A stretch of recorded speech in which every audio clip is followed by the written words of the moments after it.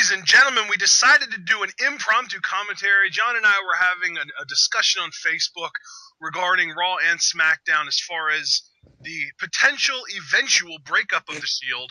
And I decided, and well, not even I, we together as a team decided that it would be great for us to get our thoughts out there in commentary form.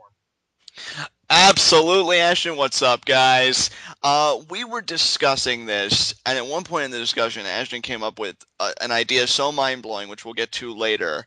And I said, dude, it would be a crime if we didn't turn the discussion of the Shield's inevitable dissolution into a commentary that all of our fans can really enjoy and partake in.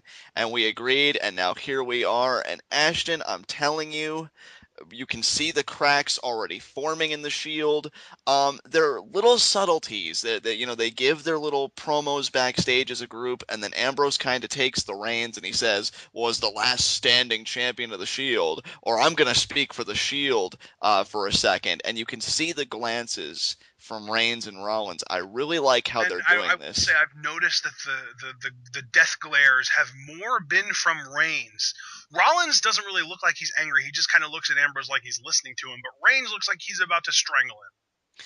Absolutely. You can tell, and I'm glad you mentioned Reigns because he is probably the most significant player so far in the early cracks forming. Because on this past episode of SmackDown, for those who did not see it, I guess I should say spoiler alert, but for those who did see it, you know that in tag team action between Ambrose and Rollins against the Usos got the victory. Big E Langston was in their corner, and of course, Reigns was in the corner of Ambrose and Rollins.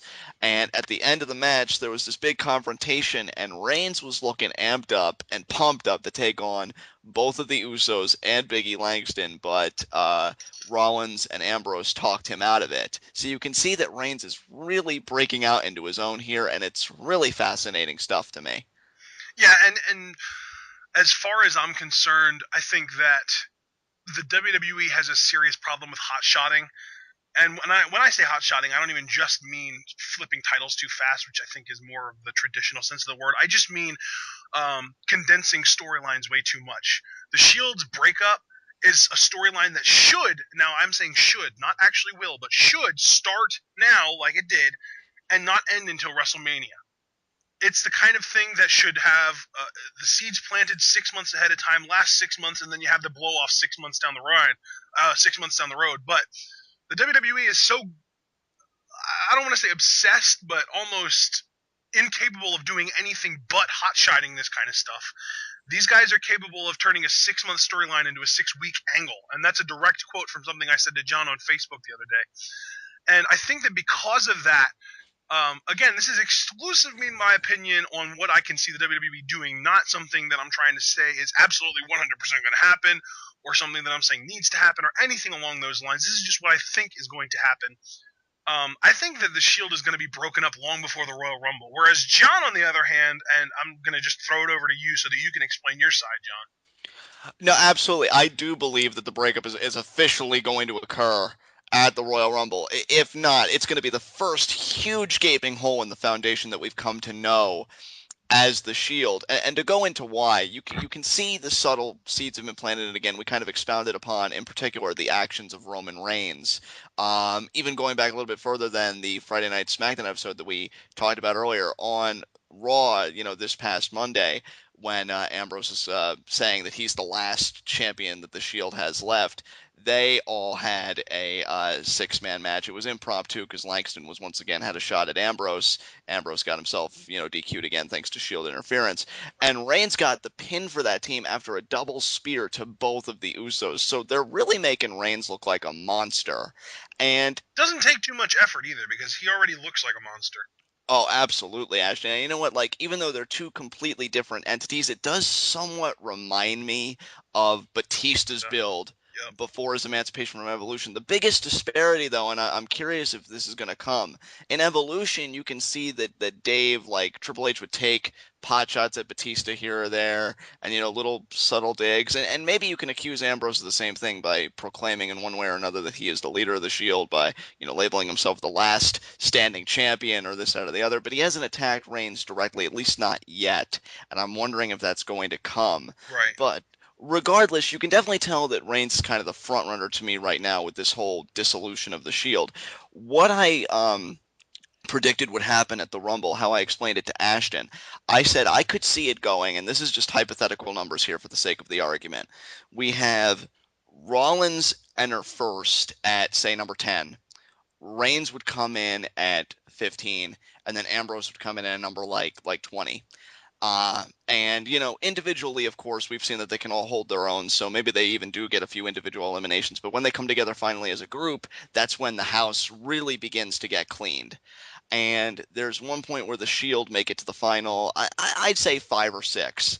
Right. When at some point in the match, Ambrose eliminates Reigns because the brains over brawn. Ambrose is very shrewd, very cunning, very cerebral, and maybe Reigns is getting all amped up, doing spears left and right, and Ambrose just catches him in a moment where he tosses him over the top rope. Rollins is shocked seeing Ambrose do this, go into business for himself because the main event of WrestleMania 30 is at stake. He charges at Ambrose in a blind fit, and Ambrose back body drops him over the ropes. Of course, for all Dean Ambrose fans, don't be so quick to celebrate because he gets quickly eliminated soon after, and a huge brawl ensues on the outside between maybe, I'd say for the moment, maybe Rollins and Reigns on Ambrose, but then maybe it'll break down even further for some events, maybe a miscue between Rollins and Reigns. Or what have you. But Ambrose is definitely the one with the target on his back, I think, when this whole breakup occurs. I mean, what do you think? Well, I think that the way you're going here is Rollins and Reigns separating from Ambrose, where Ambrose stays heel and the other two guys go babyface. Is that about right? That, yeah, I would say that that's pretty accurate, Ashton. Absolutely. Okay, and as much as I absolutely love Dean Ambrose, I don't think the WWE is going to single him out again. They already singled him out as the U.S. champ. I don't think they're going to do it again. And I also don't think that the cracks forming and the tease of the breakup is going to last um, the 2.5 months that it would need to in order for it to actually reach that breaking point at the Rumble. I could see the cracks forming over the next week or two, a really significant like splinter occurring at Survivor Series, and then we have an actual like a triple threat match at TLC. That's how quickly I could see this unraveling. And I think that it's a shame if it does happen as quickly as I think it's going to, because it basically means that we won't be able to see kind of the dream match, which is Shield versus the Wyatt family.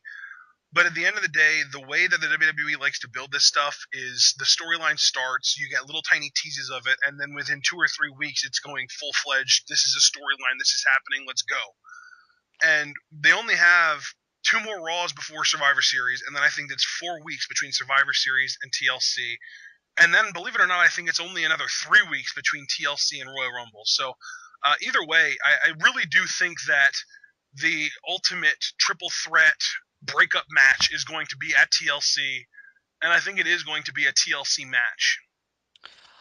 Before I get into what's fitting about that match, I just kind of want to expound a little bit on a point that you made that it really is a shame that this angle is probably going to be hot-shotted because if WWE really wanted to take their time with it, we actually could, in my opinion, conceivably get the Wyatt family versus the Shield. And how I would do that is you see the cracks forming, and with those cracks, I think come losses. They're still performing well as a team, but teams like the Usos, maybe even hypothetically putting it out there, Los Matadores. I know it's absurd, but just for the sake of this commentary, all getting victories on the Shield when these are guys that are known for beating teams like Randy Orton and Sheamus, John Cena, Ryback, and Sheamus, teams of that caliber, laying out The Undertaker. And here they are falling at the feet of these teams. The Authority can confront them and say, hey, you're supposed to be our mercenaries, our watchdogs, and you can't even get it together. And, meet the new watchdogs and in step the Wyatts. So really, you kind of still have that heel versus heel match, but it's really a matter of pride and ego.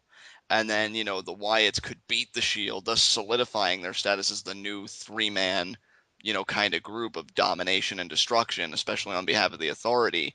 And then we could go into this whole thing where it just all breaks down and culminates in the triple threat match at WrestleMania. So I think it's a shame that we're not going to get it because I could very easily see it done. The Authority could be upset with the Shield's performance, in step the Wyatts, and we get our match, and then everybody goes home happy. However, now to shift back to your idea, and we discussed this at length, earlier before the commentary. This idea is what inspired the whole commentary because I loved it so much. The only reason this is so fitting to me is because the Shield's very first match as a team occurred at this pay-per-view in the exact same match, tables, ladders, and chairs, Yep. against Kane, Daniel Bryan, and Ryback. Yep. So if we're looking for something almost poetic and definitely like a full circle type feel, then in all actuality, the venue, the stipulation, everything is perfect. It's just a shame to me, Ashton, because really, you know how at the end of the year, a lot of shooters, and even WWE in the form of the Slammies, like we always comment on wrestlers' performances, the feuds, and everything in a given year. And these three guys, both as like a team, and maybe even in certain cases on individual ballots, could all make a case for being MVP of the year. Like the Shield just consistently delivers every single time they're on screen. In my opinion, I don't think there's even any question about it. In my opinion, the Shield are the absolute 100% MVP of the WWE 2013 year because not only have they been excellent just overall as a unit, putting teams over, putting on amazing matches, and just bringing that old school borderline NWO feel to the WWE, they're responsible for Daniel Bryan's rise. I mean, don't get me wrong, I love Kane and all, but Hell No did absolutely nothing for Daniel Bryan other than show that he had a sense of humor. What the Shield did for Daniel Bryan was they allowed him to be the American Dragon in the ring. You know, when he turns it into fifth gear and he starts going crazy, he can't do that against one guy because it's everything has to go a little bit slower when it's just one on one. But when he's going against all three guys of the Shield, like he did for 2.5 months, going from June into August, it really helped to get him over. Honestly, I think that the Shield, and I've been saying this in our live reactions and our preview predictions videos for the last couple months, I think that the Shield legitimately brings out the best in everyone they face. No matter who they face, whoever it is, when that guy or those guys are trying to fight off this pack of wolves, they look more credible and better than anyone else could ever make them look. I couldn't agree with you more, Ashton, and that is a soundbite that you have consistently said throughout our commentaries together. And what I loved about what you said, like the Shield being an integral component for Daniel Bryan's rise, I always viewed the Shield, with Daniel Bryan's altercations with them, as a physical manifestation of all of Bryan's insecurities about himself when he was going through that phase of being the weak link. Right. Like, I'm weak. I can't do anything. Everybody looks down on me. But if I can beat these guys, if I can beat the seemingly unbeatable, then I'll become, in a sense, the man. And I'll never forget the SmackDown segment. Orton was still face at the time. This was long before SummerSlam and everything. But Kane, Daniel Bryan, and Orton had rushed the ring and they confronted the Shield. But Daniel Bryan by himself, I mean, drop kicks in the corner, German suplexes, and a suicide dive to end it. I mean, he took apart the Shield all by himself, and it was a great, great moment. Daniel Bryan by submission with the yes lock handed the Shield their very first official loss. They made a big deal about it on that episode of SmackDown. Yep. So the Shield were so amazing for Bryan because they had so much momentum. They were able to transfer that momentum to Bryan.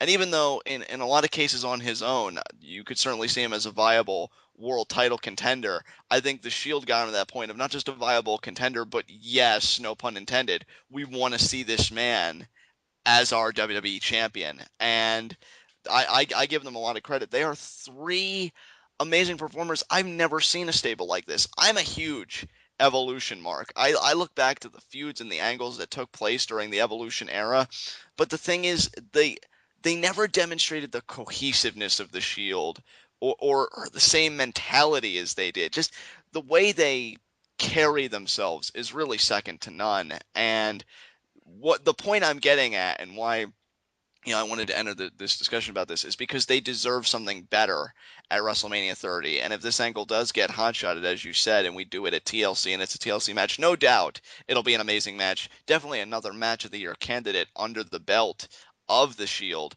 But what are they going to do for WrestleMania 30? And it makes me nervous because they deserve something great for all the work that they've put into this year and really being the MVPs.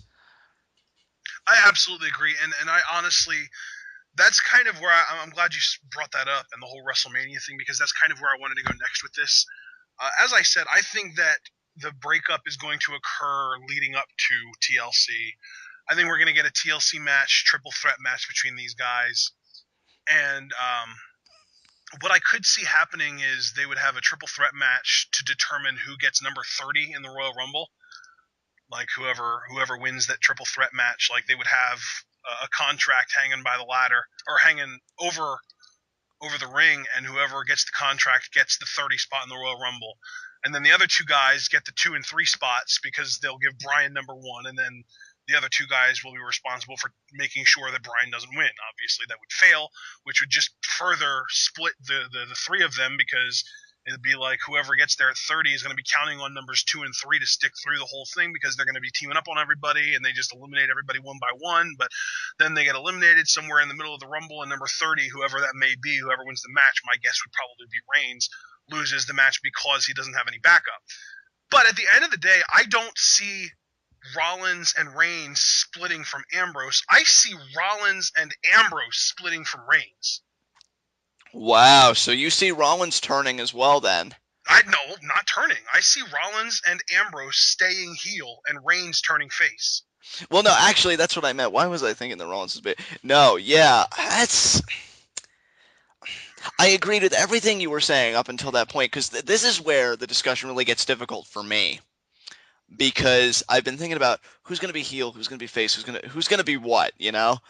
And you can definitely tell that Reigns is going to be the baby face. Like this is a younger version of Batista to me. I think WWE actually is very fortunate that Roman Reigns fell into their lap Do because this you is do you remember back when we were the end of 2012 when we were doing our NXT Twit Wows? Do you remember who we compared Roman Reigns to? honestly, Ashton, no, I do not. Do We you? said that he was half Rock, half Razor. Yes, that's right. That's right.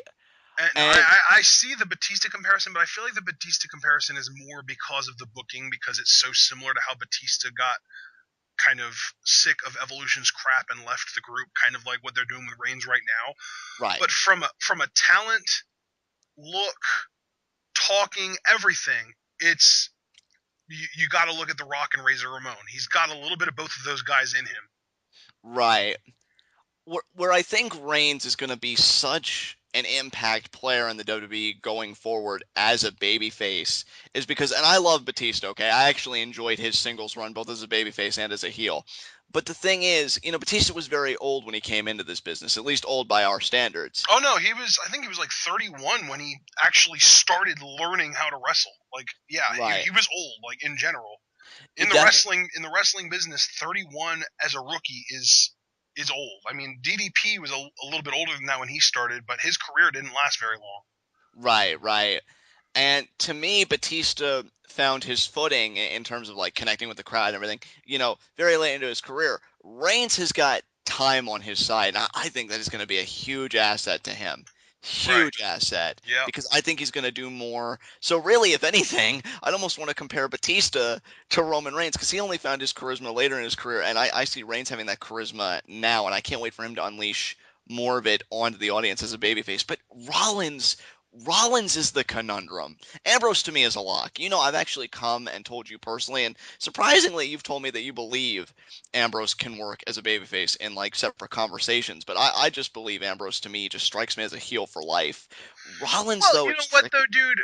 I mean, if you want to look at other guys, Roddy Piper was a heel for life.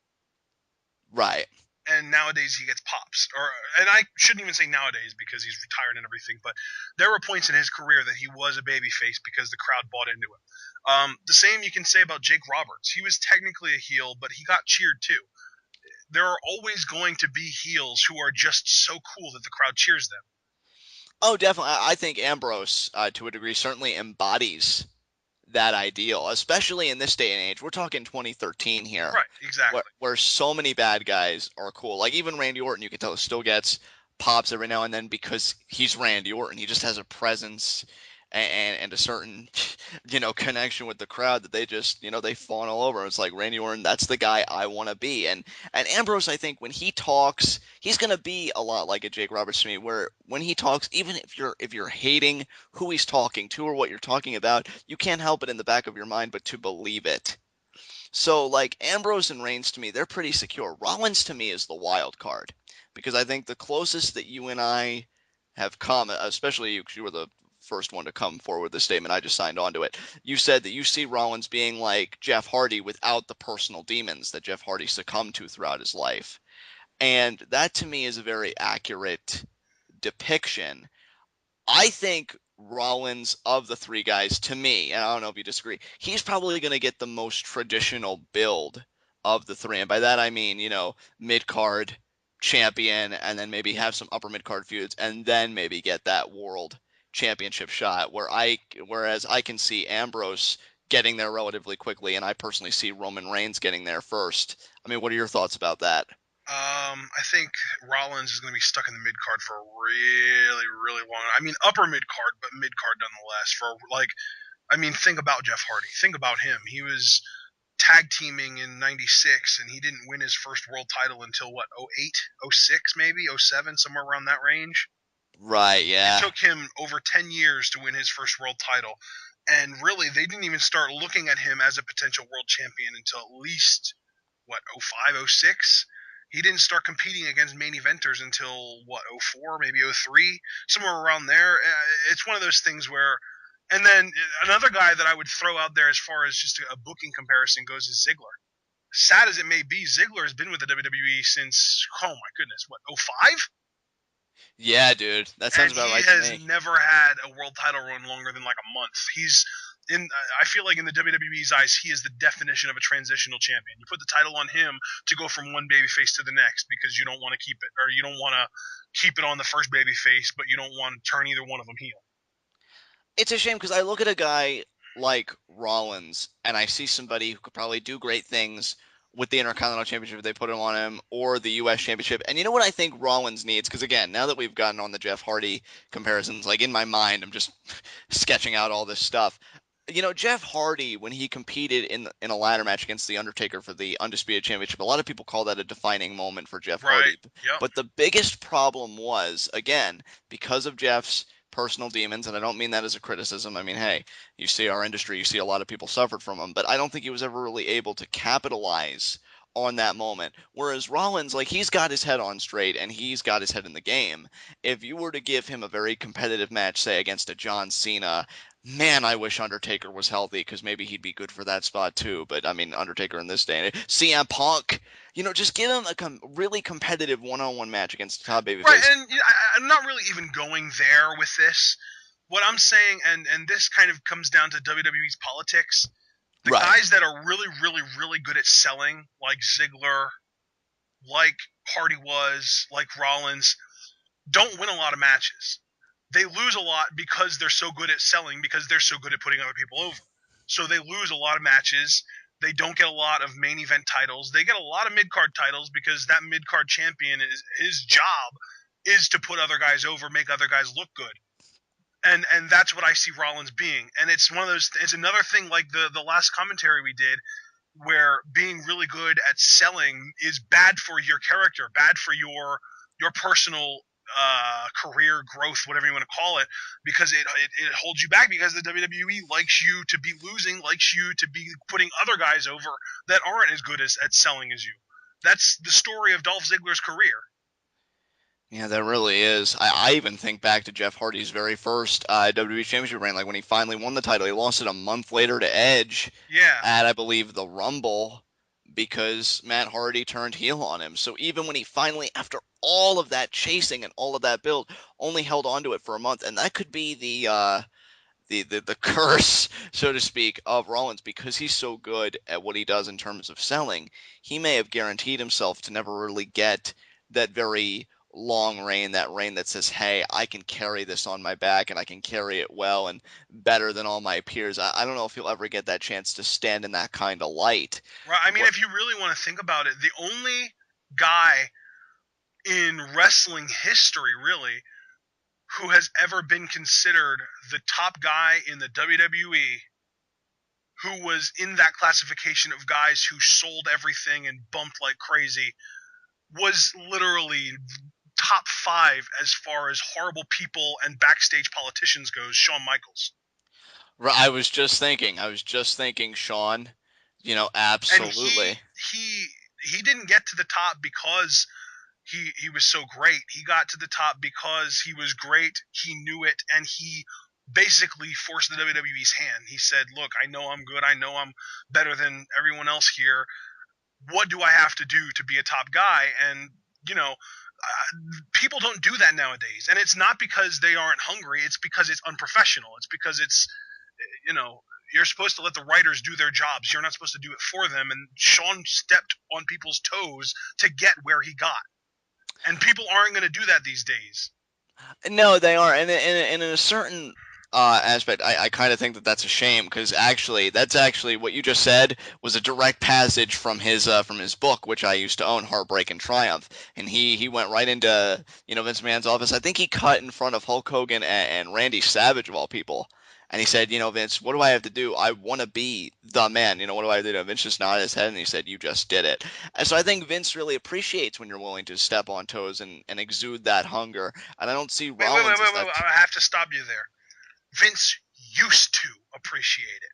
Before they got a writing team, before they went from bookers to writers, before they started to be a publicly shared company, before they got all these sponsors, he used to appreciate that because that was when he still had the wrestling mind. Now he's all about the professional side. He's all about sports entertainment. He's all about being a corporate entity. Can I ask you something real quick, offhandedly? Sure. Do you Yeah. think Triple H would be that type of guy when he takes over full time? No, Or no, no, I don't. no, no, I'd like wow. to believe that he would, but at the end of the day, he is learning everything from Vince. He is. I mean, they might want you to believe that he's going to bring his own ideas to the table, but he's under the exact same belief that your top guy needs to be a bodybuilder, strong looking, somebody somebody that people would pay to see in his underwear. Basically, is what it comes down to. Right, right. And Rollins is in good shape, but he doesn't fit that classification. No, he does. What a shame. What a shame. Reigns Because does. No, and what? I'm glad you transitioned to Reigns because I was gonna say, how I said earlier, like Rollins would never get a chance to stand in that kind of light. To me, Roman Reigns is going to be that light. I could Absolutely. see WWE getting behind this guy ridiculously. In fact, if I thought that, which for the record I don't, I'm just saying again, hypothetically, if I thought that The Rock would come back for another match or two, or still kind of be competing on the kind of schedule that he had, I wouldn't be surprised if he had any interactions with Reigns, post breakup Let's to really kind of push this. I don't know. I just see Reigns being a monster player let's put it going this forward. way. Do you know what I mean when I refer to a guy's floor and ceiling? Yeah, like floor is where they start, and ceiling is as high as they can possibly go as a performer. Correct? Somebody's floor is the absolute worst that they could possibly be if they max out their potential. Ceiling is the best that they could possibly be if they max out their potential. Right. Roman Reigns' floor is Batista. His ceiling is The Rock. Right.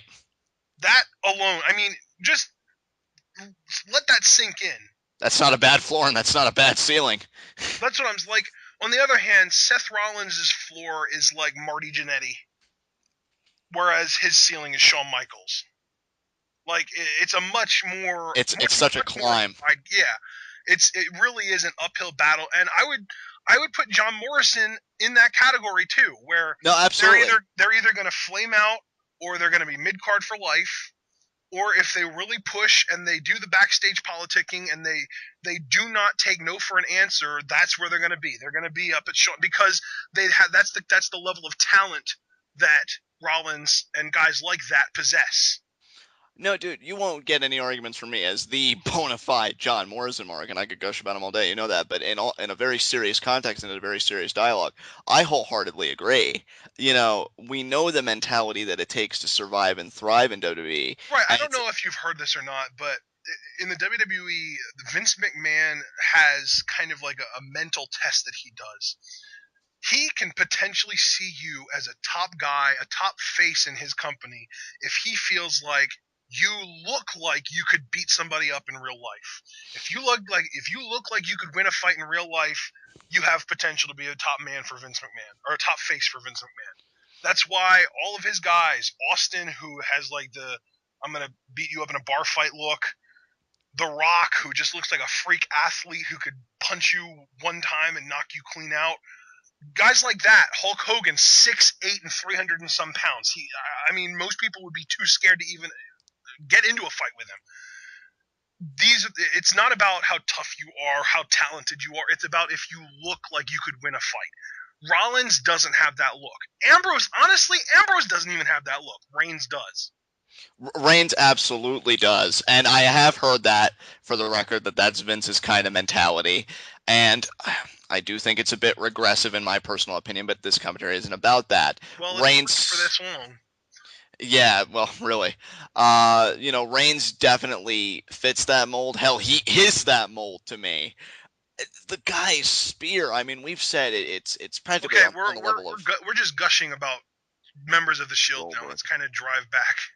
Yeah, no, I'm just saying that I wholeheartedly agree with all of your sentiments about, WWE like looking at Reigns as the next power player. Ambrose is a guy we really haven't touched on in terms of like, is he going to be a main event champion, this, that, or the other? I see him, especially if John Cena succeeds in his endeavors of making the World Heavyweight Championship and bringing that back to prominence.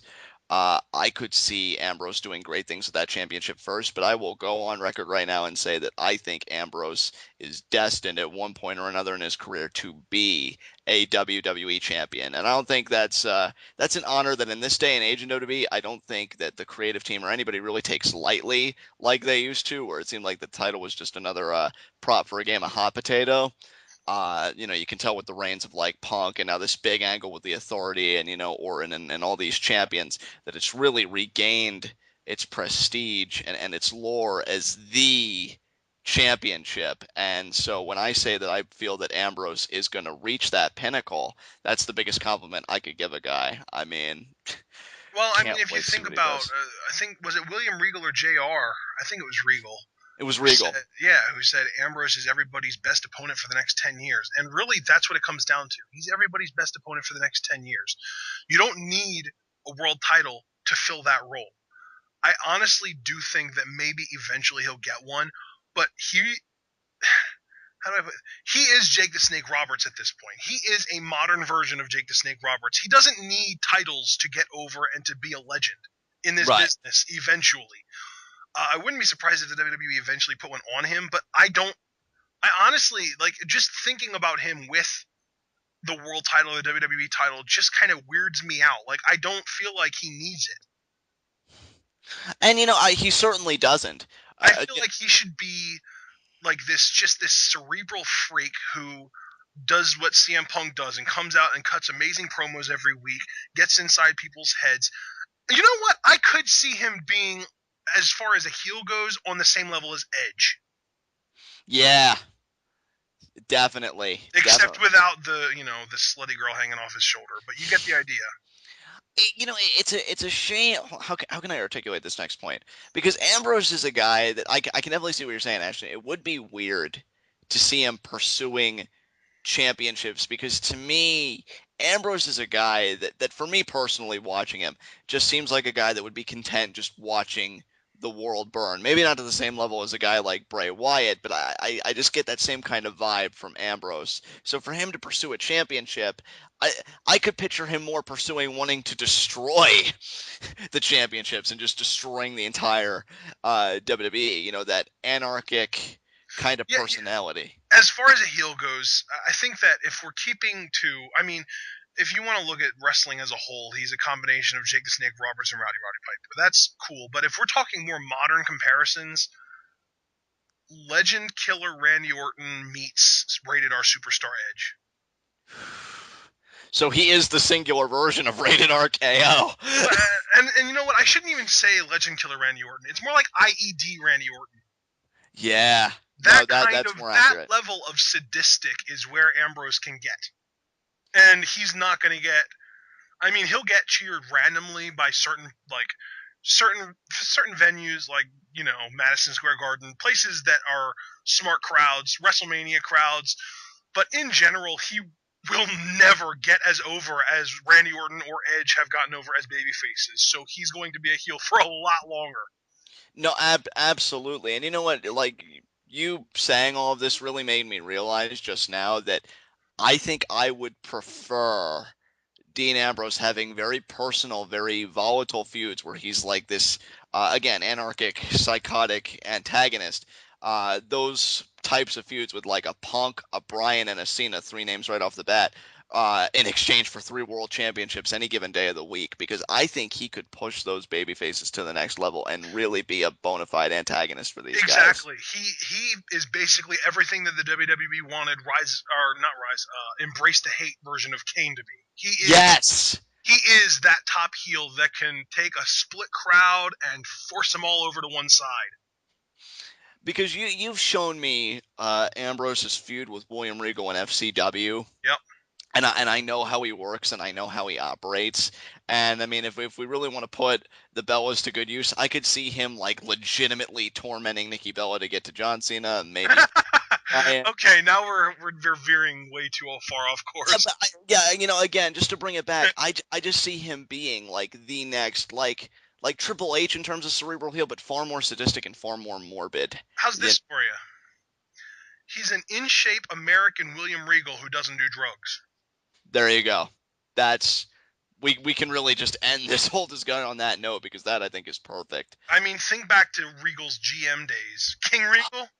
Tyrannical. I mean, that is the level of evil that Ambrose has the potential to reach. And like I said, he's in shape and he's American, which I know that a lot of people are going to say, oh, I'm being, what's the word? Uh, never mind. I'm acting like America's all that matters. But at the end of the day, Americans get over more than anybody else in the WWE because it's based in America and 95% of the shows that they do are to American crowds. Right. So, No, absolutely. and the fact that he's not on as many drugs as Regal was back in the day, he's not going to get the wellness policy strikes like Regal did to kind of screw up his potential. Because I mean, Regal was going to be a world champion in what was it, '06 when he was King Regal. Yeah, '06 or '07, somewhere. He was going to be world champion and he screwed it up Yeah. for himself. Like the run that he was on was borderline legendary, and that's the level that Ambrose can get to. No, absolutely. I remember Tyrannical Regal, and I think that's the perfect mold. I think anything is possible for all 3 of these members, but yeah, I mean, the way we classified it, it's really looking like Reigns is going to be the real shooting star with Ambrose close behind, and Rollins is going to have, I think, a lot of work to do simply because of WWE and, just corporate mentality in general. But I think all 3 of these guys are really going to prosper in one way or another, and that's the only solace I take in this dissolution, whether it's hot shotted or whether it's really well written and well thought out. Whatever they do with it, that's the solace I take in it. That all 3 guys are going to prosper. Okay, so let's kind of wind things back. We've already discussed the cracks forming in the Shield, and Yes. when we think the actual breakup's going to happen. You think Royal Rumble, I think TLC. You think that Ambrose is going to break away as the only heel, while the other two guys are going to turn face. Yeah. I think that Reigns is going to be the only face, and the other two guys are going to stay heel. I do want to ask this question: if Yeah. if your thing happens where Rollins and Reigns turn face, do you think they will stay as a team? Or let me just put it this way: who do you think is going to break into what? Okay. Okay. Ambrose definitely singles. I think it's already kind of been Right, we foreshadowed. established that. I mean, Single what, title. what do you think is going to happen with Rollins and Reigns after the breakup? Oh, if I'm right, it would only make sense if they stayed as a team for a few more months, and then maybe they don't even need a story for it or a reason for it. They really do just break into singles. So I'm gonna say they stay together for a few more months post breakup, and then maybe I don't know the month after WrestleMania when everything's kind of reset and it's the new season, then maybe they really go into singles. Okay, so as far as the Shield guys, who do you think they'll be facing at WrestleMania this year? Assuming they break up at Rumble, do you think they'll face each other, all three, like a triple threat match, or? If everything works out like I said, and they break up at Rumble, and God, I did say that Rollins and Reigns are going to stick together. See, I would love the triple threat to take place at Mania, so I guess I'm going to say yes, even though I don't know how that logically would work if Rollins and Reigns are going to stick together. Well, We'd I have mean, to find every a every way. triple threat needs either two faces or two heels. It's not like there's a third qualification or classification that you can put somebody in. Right, maybe, and especially if they're under the order of Vicky Guerrero. Vicky Guerrero is a heel, so she'd probably want to stir the pot, and she'd be like, well, if both Rollins and Reigns want to get their hands on Ambrose, you're going to have to do it under triple threat rules. So then that kind of creates the cracks. So Vicky Guerrero could actually be a very great asset here. So yeah, I do see the triple threat at WrestleMania 30. What about you? Okay, and the wheels are turning here. If that doesn't happen, and say they go into a tag team feud, who would you pick as Ambrose's partner? Ambrose's partner. I mean, Ah, you're saying Rollins and Reigns are probably you think that they will stick together. So you would think that Ambrose would want to even things up because he's the deviant, intelligent, cerebral type. He's not going to try and force his way through two guys, especially when one of them is Roman Reigns. So do you think he's going to pick up a partner or what? it would be smart to pick a partner because again, even odds. And I think he'd want to pick a powerhouse kind of like as like a protector. And I don't want to go to Ryback because he hasn't been impressing me lately. I'd love if Mark Henry could come back in time. Maybe Ambrose made a deal with him or something. I don't know necessarily how that would work. Oh, this is hard. Because I think Ambrose would want to go a powerhouse to match Reigns, if anything else. Um, I guess for now I'd have to say Ryback. Maybe, Could you see hey, them? Could you see them maybe calling someone up from NXT to kind of give Ambrose like a what is it? Like a surprise edge or something. no, like a Captain Charisma Christian run with the Problem Solver. Yeah, yeah. Oh man. See, Luke Harper's with the Wyatt family. Otherwise, he'd be so perfect for this. Um, yeah. I mean, who's really like big and bad that we know in singles? Because Well, I don't know about singles. I was thinking there were two guys that come to my mind: right. Rusev and Colin Cassidy. Colin Cassidy, I think, is a better look alongside Ambrose. I agree. Rusev would just That seem was out of that was place. that was the guy that I was thinking, but I really wouldn't want to break him and Enzo Amore up. But at the same time, somehow, some way, there's no way those guys are going to make it to TV as a unit. Right, right. I just, it's a shame. We were just talking about William Regal earlier. It's a shame that we can't turn back Father Time and really make Regal like in the shape to do like a short burst program like this. Hell, maybe he is. I'd love to see Ambrose and Regal working together simply based on their FCW history that you enlightened me about. Who would Ambrose pick? I don't want to say Ryback, but I feel like that's the answer I'm gonna have to go with for now because I can't think of any other viable like powerhouse on the current roster because I don't know if WWE would want to risk bringing somebody up from NXT and whisking them in this kind of spot like right away, thrusting them right in there. Um, so I guess I'm gonna have to say Ryback for the time being. I don't know how we'd work it out.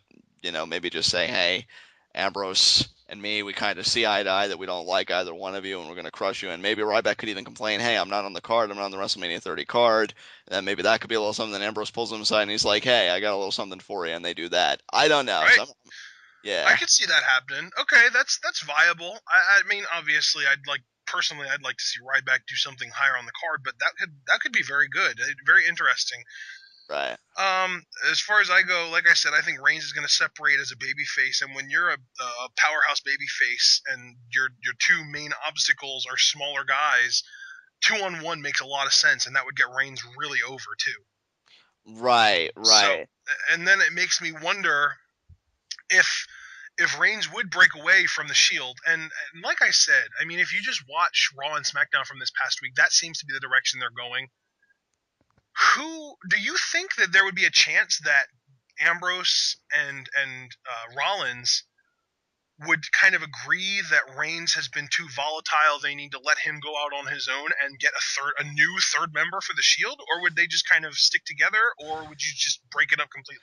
I would break it up completely, Ashton, because if they break it up completely, even if some fans would maybe argue that it's too fast, or as you said, the post angle got hot shotted, they have created such a legacy in such a short amount of time as the original Shield, this three-man unit, that I think any new member it kind of dilutes it. It's kind of like New Nexus to me. And I wouldn't want to see that happen to these guys because they've built something Okay, magnificent. So don't see a new member. I definitely see them just dissolving. okay. And just for the sake of fantasy booking, I want to throw this out there. What I think would be really cool. Um, Ambrose, Rollins, and Reigns, they're having these cracks form. They're starting to, Reigns is starting to give glares of death to Ambrose, and Ambrose is starting to take little jabs at the other guys because they lost their titles, and it seems as if they've fallen out of favor with the corporation ever since they allowed the Rhodes brothers to get their jobs back. And it's one of those things where everything's kind of fallen apart for them. So what if, like I said, Reigns breaks away? They have that triple threat match at TLC, and then Ambrose and Rollins kind of stick together as a tag team, challenging for the tag titles. Maybe they challenge Cody Rhodes and Goldust in one of the early Raws of 2014 for the tag titles and lose. And maybe Ambrose kind of snaps and starts to really kind of dig deep and do a lot of like hardcore mind games with the Rhodes brothers and start just driving Goldust insane. And it gets to a point that Rollins, who, I mean, he's not Ambrose, so he has at least somewhat of a conscience, starts to realize that they're going too far, and he starts to back off. And Ambrose is just kind of left all alone, losing his mind, playing these mind games with Goldust, and they just take it to the point that Ambrose is this top sadistic, evil son of a gun. Rollins has kind of fallen back because he doesn't have this sadistic level to him that Ambrose has, and Reigns has this kind of run as a top babyface. What I love so much about what you just said was Ambrose being the loner whose only comfort is his own mind, is his own insanity. Right, like he keeps pushing and he doesn't know where to draw the line because he has no conscience, whereas Rollins does because he's a normal person. Ambrose is a monster inside. He's already said, he's cut promos in FCW saying, I'm not 6'8", I'm not 300 pounds, and that is what makes me a monster. And he is a monster on the inside, but it's one of those things where he keeps pushing and the things that he's doing to whoever it is. I just said Goldust because that would drive a wedge between Goldust and Cody so that they could have their match at WrestleMania. And he just keeps going and he takes it just a step too far, and Rollins feels like he's getting in too deep and he backs off. Oh god, dude, that is so awesome. Why can't that be the thing that's gonna happen? Because that's the thing. Like, I could even see Ambrose cutting a promo, like when he sees that Rollins is backing away and saying, Seth, you broke my heart. You were the only vestige of humanity I had left, and you stepped away from me. You shied away from me because you were scared of me. You gave me the stares that everybody else used to give me, and maybe go into like a painful childhood or something, and say that Rollins really hurt. Like, there is so much potential there. Like, I don't want to veer off course. I just want to make this a quick point. One of my favorite promos is Raven, from Right. ECW, his old school ECW promos. And I But see, remember that's one. the thing. Like, to me, Raven was too just depressing, too emo. Right. It's like no. It wouldn't be like a carbon copy of Raven. No, I think he's a much more refined version. That's where I was going with it. Because like Ambrose, he isn't this emo or depressing. He's just like he is the ultimate fusion to me between Raven and Mick Foley, and that's the kind of promos I really want to see Ambrose come out with, and I think that'd be a great setup. Oh, I want that to happen now. I don't like you right now because it's probably not going to happen. So That's then, so what good. happens is because Rollins backs off, Ambrose, we can treat Ambrose like frickin' Jigsaw. He was testing Rollins. He was testing Rollins to see how far he would go, and he let him down, so now he has to show him where he belongs. And they get into a feud, and it's Rollins versus Ambrose at WrestleMania, Reigns versus some top heel, and the Rhodes brothers against each other. Honestly, dude, okay, I agree with 2/3 of that. If we're really gonna like book Reigns in like a WrestleMania match, WWE is either gonna give him like a top match. I've actually heard rumors that Sheamus may be coming back as a heel. Yes! Reigns versus Sheamus. Either that, and I know you're gonna hate me for saying this, so I apologize in advance. If they really want to make somewhat of a WrestleMania moment for him, Big. I'd say Reigns versus Curtis Axel, where he gets the Oh, IC championship. oh, I was going to And say that Big Show. Big Show would be good too, but I don't see him turning heel again for quite some time. I think he's going to be faced through WrestleMania. Sheamus, though, is the match I want. If the rumors are true that when he comes back, he'll be a heel. And Oh, yes. Dude, a Roman Reigns versus Sheamus needs to happen. dude, definitely. And you know what? I think to me, Ashton, the setup could be so easy because Sheamus could just cut one of those general promos. I was sitting at home and I was seeing Roman Reigns taking my spot. Because remember, before Sheamus was on the shelf, he had competed in the Raw Money in the Bank. He was that top tier main event guy in the world title picture in one I form or don't another. I don't think that they don't ever really acknowledge that though. They don't ever really come back and say, "Oh, while I was gone, this was happening," unless it's for the world title. Like while I was gone, this guy was watching my world title, so now I'm going to take it back. That's kind of Right. what Big Show did when he came back. They never really acknowledge somebody quote unquote took their spot. They never say that. But what I could see happening is just some random instance where Sheamus comes back and attacks a guy, and Roman Reigns comes out to save him. Maybe Roman Reigns is like how do I put it? Maybe Roman Reigns is kind of buddy buddy with somebody, and they show them in the back kind of getting along, and then Sheamus randomly attacks the guy that Roman Reigns has been buddies with, and that starts their feud right there. Right. Yeah, that could work. That could work. I mean, I to me, there is no connection between Roman Reigns and Sheamus at all, so it would need to be something random like that starts their feud. right, absolutely. Man, that's a great WrestleMania card for the Shield right there. Damn. If you think It's about it, Rollins yeah. having the conscience and backing off of of Ambrose's horrible plans turns him babyface. So Ambrose still ends up the only heel out of the three, which is eventually going to happen anyways. But I think that I like the way you did it, but I think the way I did it just prolonged it a little bit more because I Yes, like yes. the idea of Rollins and Ambrose kind of sticking together for just a little bit longer so that Reigns can really get that shine while they're building up. No, definitely. I think, especially because you know what, I am confident in the WWE TV product these days, and in fact, I've even heard some people argue that the TV product is better than their pay-per-views.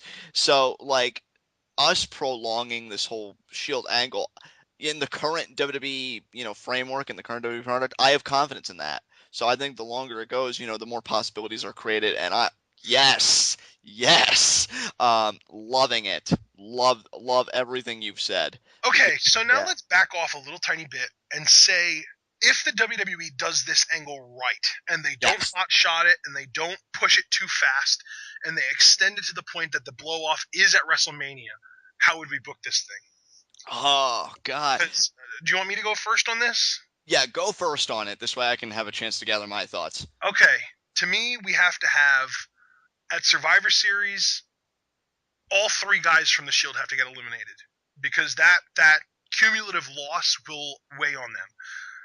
TLC, they're in a 3-on-3 match, they lose. And it'll be a big loss because it'll be the first time they've ever lost a 3-on-3 match at a pay per view. At Royal Rumble, they all three, well, not all three, one guy eliminates the other guy, and then before the third guy has a chance to get into the Rumble, the guy that did the eliminating the first time gets eliminated. So it's like there's just one small elimination between the Shield, and that drives that wedge in there. And then in Elimination Chamber, we have all three guys of the Shield in one of the chamber matches against three other guys, I don't know who, and they all eliminate each other. Rollins or Ambrose pins Rollins, and then Reigns pins Ambrose, or something like that. And then the other two guys beat the crap out of Reigns to the point that he gets eliminated quickly. And then boom, WrestleMania triple threat match. Okay, I like everything you just said. I would add a few a few tweaks because I could see Ambrose like as we're leading up, say because we're coming up on Survivor Series, right? Right. Maybe I'll agree with your sense of the traditional match. Say that happens and all three get eliminated. However, despite this loss and despite this humbling experience, Ambrose still has this hubris, this chip on his shoulder, and he says, "Well, I'm going to speak for the or something along those lines. I'm going to speak for the Shield or as the last champion of the Shield," and Reigns has enough, okay. And he says, you know what? I sick of it. I'm sick of you always saying this. All three of us are equal. I thought all three of us stood for justice. We stood for the same principles. What is this? And then Ambrose is kind of saying, well, calm down, big man. And long story short, it involves like a match between the two of them. on a Raw or on a SmackDown. But this isn't going to be like the breakup. This would kind of be like when Randy Orton faced Teddy DiBiase at one point when the Million Dollar Man was GM of Raw for a night, and he just wanted to prove to Ted like you can be a WWE champion, but it wasn't the end of legacy because Ted lost. In fact, he seemed even more committed to Orton because he was humbled by Orton, and that would be the thing. Like Reigns would be dominating, but maybe Ambrose would get that lucky maneuver where he wins.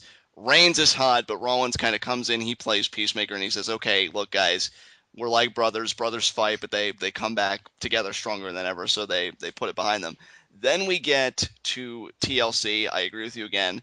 They lose, and then now Reigns has got more eating up at him. He's really like falling apart here. We get to Rumble. And I'm still gonna stick by what I originally said. You got Ambrose making both eliminations, and Rollins, I think, is shy now because especially after he played Peacemaker after that one effort, he's thinking, "Oh, come on, Ambrose, what is this? I had said this, and you're really going to throw it all away for a chance to go to WrestleMania when we're a team. It's a collective."